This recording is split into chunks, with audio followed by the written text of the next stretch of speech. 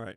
Now I'm going to show you how to turn this deck into Grixis pirates. It's really easy to do, so pay attention.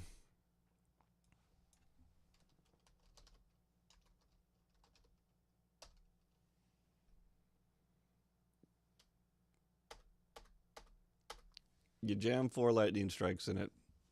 That's it. Now clearly we got to clean up some things here, but that is it. That's the main reason why we play Grixis Pirates, is just for the 4 lightning strikes. What the lightning strike does is it gives you a much better matchup against the pirate decks, against like a mirror Dimir pirates. Right now our deck's at 64, so we make some cuts. I normally cut a Dreamcaller Siren,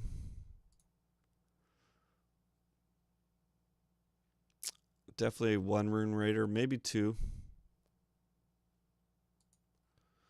The one with the winds. How we doing? 59 already. Let's put in 1 more Rune Raider. I think 3 is great. I don't see anything wrong with running 3. And the one other thing we do that's different than Dimir is we cut the Walk the Planks, because the black is very hard to cast. So right now I'm currently testing out this card as a replacement.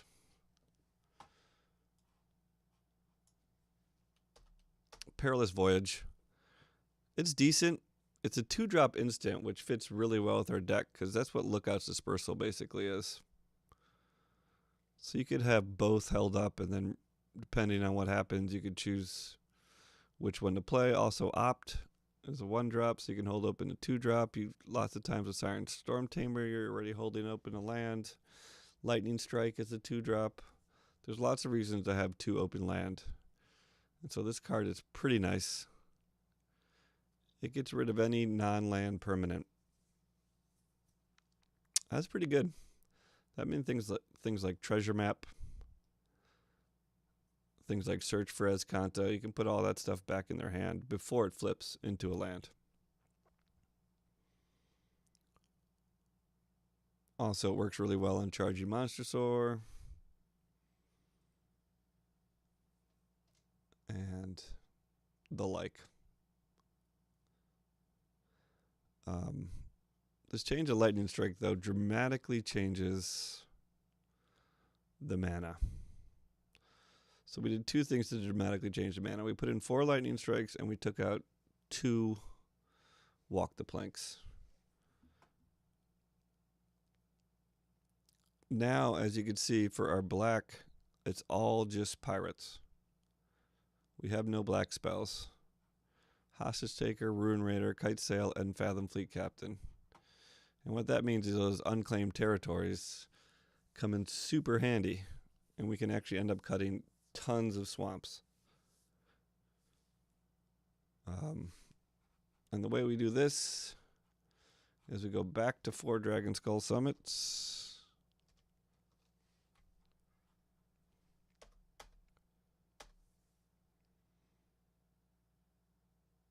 Actually, maybe not. What you need here, which makes it a little slower and a little more frustrating than Dimir Pirates,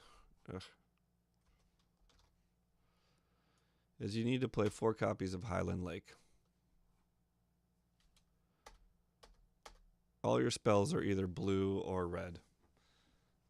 So you can't get an unclaimed, you can't use unclaimed territory to cast Lightning Strike or Lookout's Dispersal. So that color combination is super important, so you need to play 4 of those. You need to play 4 unclaimed territories, because that's a no-brainer. You need to play 4 Evolving Wilds.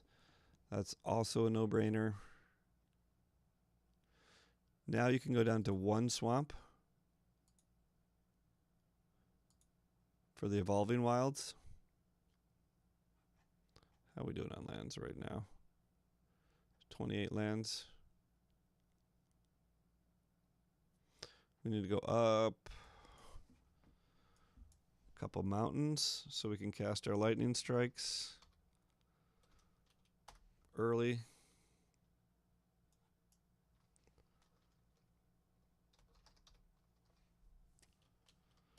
Go 3 mountains.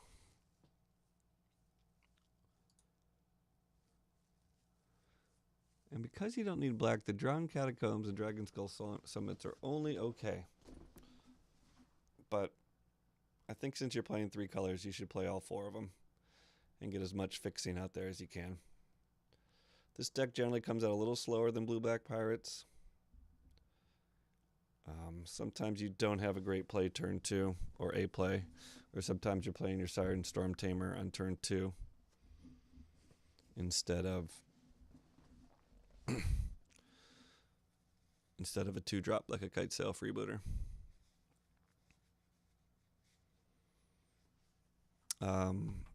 I enjoy the Grixis Pirates a bit more than Dimir Pirates. I feel Dimir Pirates is a bit grindier. So I prefer the black, blue, red version to the blue, black version.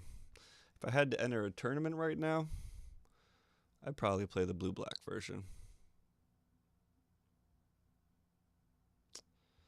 Let me show you a few other things you can do when you play Grixis Pirates. You can play Rampaging Feroctodon. If you don't have some of these cards, or maybe you're playing against Vamps, this card can be pretty good. Your 3-drop slot is pretty open.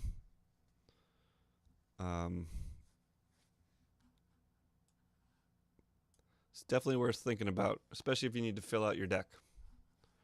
If you don't have 4 of everything for some reason or another.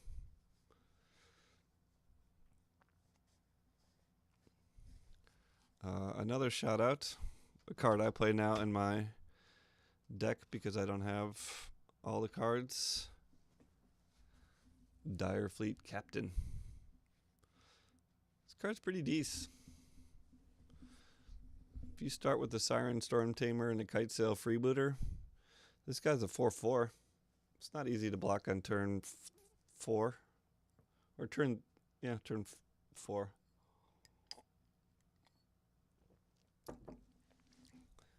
It's also pretty cheap, which means turn 4 you could play a Dire Fleet Captain and hold up a Lookout's Dispersal.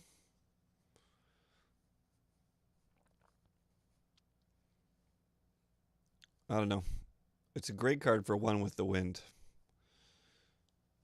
I'm still playing One with the Wind in my deck because I think I have... Let's see what my deck looks like.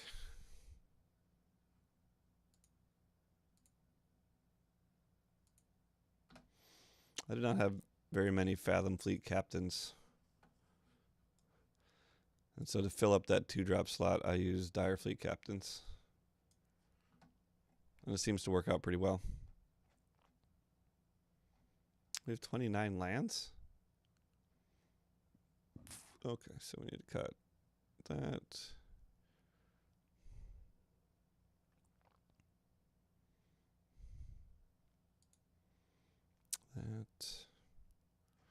What's our distribution look like? That. 2 more cuts. I don't want to cut any more basics than this.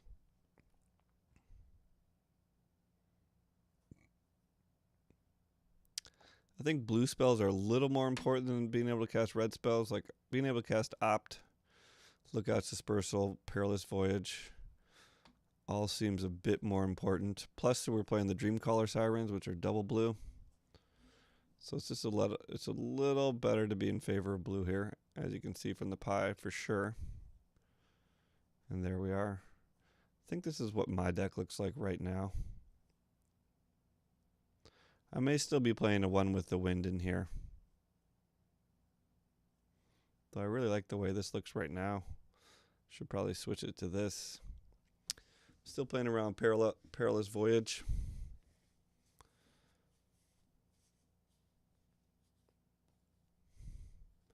I think it's good. I think Perilous Voyage is good. That Scry 2 could be super useful. So what are we most worried about with these pirate decks? Carnage Tyrant. Not all Carnage Tyrants. Like the turn 4 Carnage Tyrant. That is brutal. That is very hard to beat. We just don't have a lot of toughness. We don't have too much damage. Turn 4 is really hard. It's immune to all our spells. It's immune to the Hostage Taker. Can't counter it. I mean, I just think that's a tough draw to beat. I don't know what deck does well against a turn 4 Carnage Tyrant. But there are things we can do to prevent a turn 4 Carnage Tyrant. One of it would be lightning striking a Drover or an Odapek Huntsmaster. Another thing would be to kite sail Freebooter and take out a Commune with Dinosaurs or New Horizons. Lookout's Dispersal counter pretty much any of those things we just mentioned. Steal their Drover or Odapek Huntsmaster. But the number one way we beat a Tyrant is just by flying, doing too much damage too fast. By the time they get Tyrant out, it doesn't matter. Also, lots of times you can steal their creatures and then just use the chump or block into the Carnage Tyrant. Otherwise, there's not too many decks I'm afraid of with these pirates. Vamps, I guess, deserve a shout out. They can go pretty wide. And all our removal is pretty targeted and counter spells are pretty targeted. You really need to get your Hostage Takers going or just to fly over them before they get going. So it really depends on things like Bishop Soldiers or key cards. Because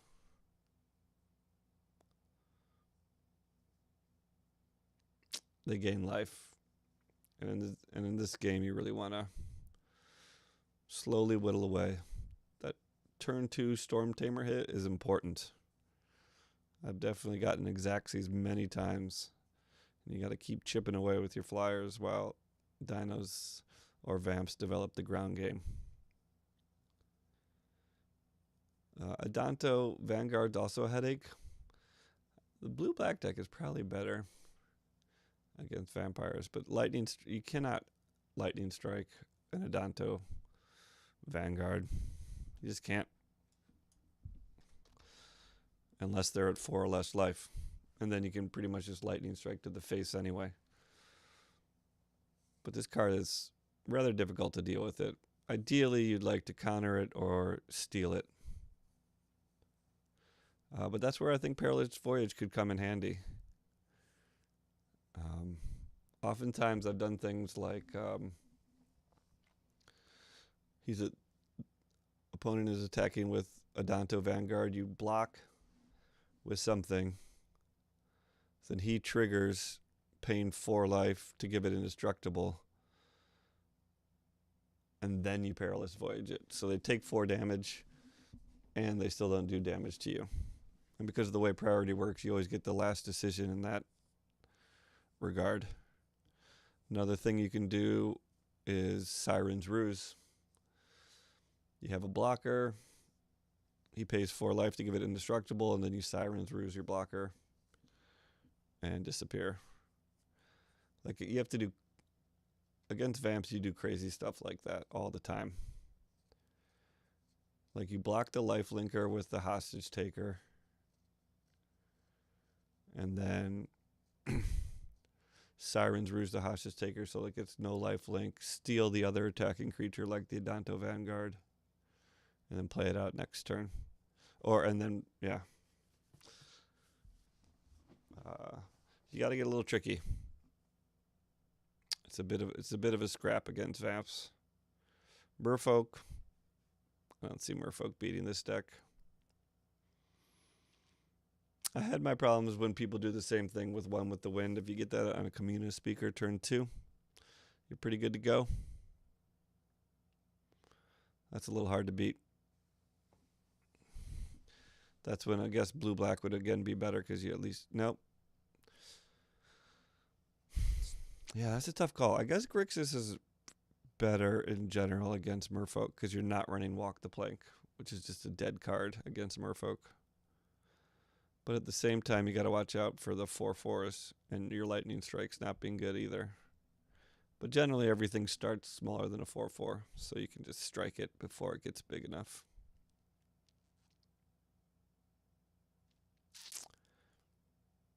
And that's it. Closing thoughts are, I think this deck is super fun. It's super tempo-y, it's interactive. You get to do cheating by looking at their hand. Hostage Taker can not only take a creature, but can take artifacts. Artifacts are pretty strong. There's some pretty strong artifacts in Ixalan constructed now, some of which are worth stealing.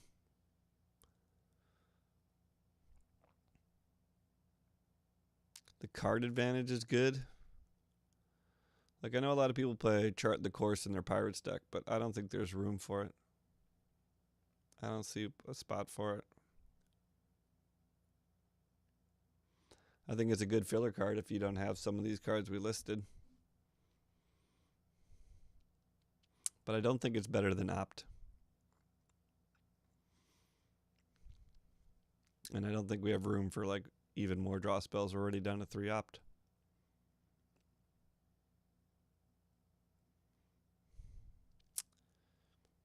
That's it. Good luck with this, boys and girls. This is my heart and soul. This is my top secrets. I hope you do your best out there in the Ixalan constructed world. Who knows? You might even be able to play this deck in Arena.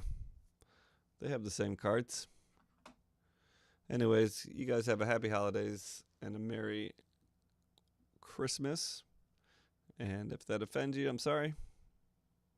Just be merry. Don't let it offend you. That's it for the Deck Tech guys and the stream.